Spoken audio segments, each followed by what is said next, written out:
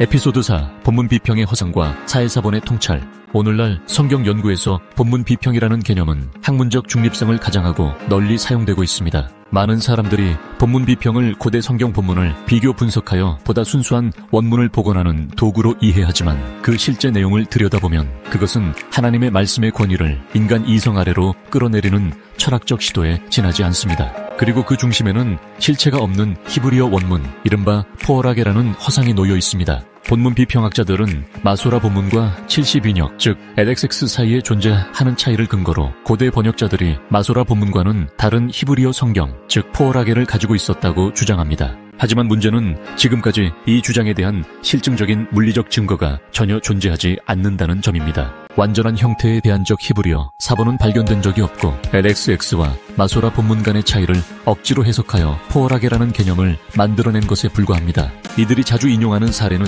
예레미야서와 사무엘서입니다. 예레미야서 10장 6절에서 8절은 마소라 본문에 분명히 존재하는데 여호와 하나님의 위대하심과 이교 우상들의 헛됨, 자주색과 청색옷으로 치장된 형상들의 어리석음을 지적합니다. 그러나 LXX에서는 이 구절들이 생략되어 있습니다. 본문 비평학자들은 이 차이를 근거로 제사동굴에서 발견된 예레미야 파편 사본이 LXX와 일치했다며 그 뒤에 다른 히브리어 포어라게가 있었을 가능성을 제기합니다.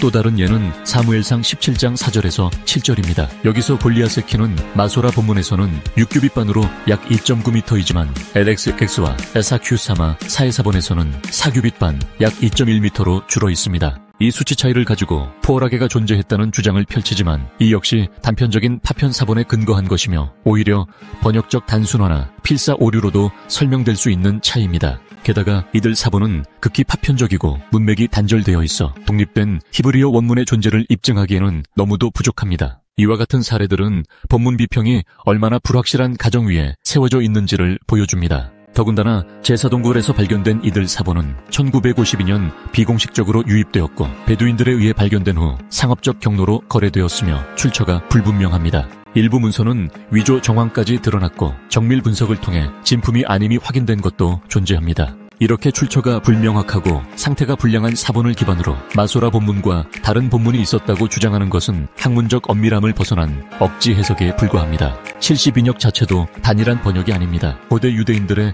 성경 번역 전통은 두 갈래로 나뉘었습니다. 하나는 팔레스타인과 안디옥 중심의 직역 전통으로 하나님의 말씀을 한 글자도 바꾸지 않겠다는 신념하에 철저한 문자 번역을 추구했습니다. 이 전통은 아퀼라의 개정본이나 요세푸스의 기록에서도 확인됩니다. 반면 알렉산드리아 전통은 헬라 철학의 영향을 받아 상징과 은유, 철학적 개념으로 본문을 재해석했습니다.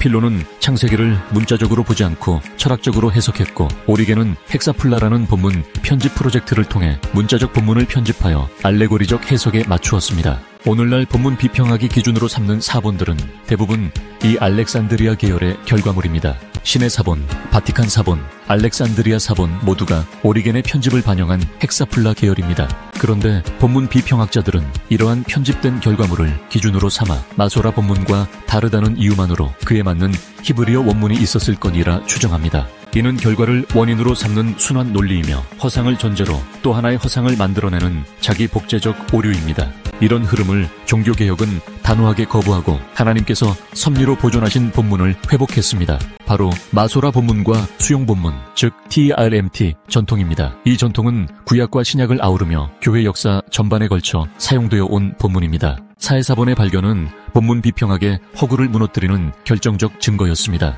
쿰란 동굴과 그 외곽 지역에서 발견된 900여 개 사본 중 절대 다수는 마소라 본문과 일치하며 LXX 전통의 사본은 사실상 발견되지 않았습니다. 이로 인해 본문 비평의 전제는 뿌리부터 흔들리게 되었습니다. 그러나 문제는 더 심각합니다. 일부 보수 신학자들조차 본문 비평학을 하나의 도구로 수용하려는 시도를 보입니다. 그들은 신학적으로는 말씀 보존을 고백하면서도 학문적으로는 본문 비평의 가설들을 받아들입니다. 하지만 본문 비평은 결코 중립적인 도구가 아닙니다. 그것은 하나님의 말씀 보존을 인간 이성의 판단과 고대 사본의 불확실한 희소성 위에 얹으려는 철학적 시도이며 말씀의 권위를 인간의 손에 넘기는 위험한 사고입니다. 예수님께서 인용하신 구약 성경의 배열 역시 마소라 본문의 순서를 따릅니다. 모세의 율법, 선지자들, 시편이라는 구분은 유대 정경의 전통적 배열을 반영하며 주님은 바로 이 본문을 인용하셨습니다. 이는 곧 마소라 본문이 예수님과 사도들이 사용하신 본문이었음을 의미하며 말씀은 한 점, 한 획도 변하지 않고 이루어진다는 선언과 연결됩니다. 이 부분은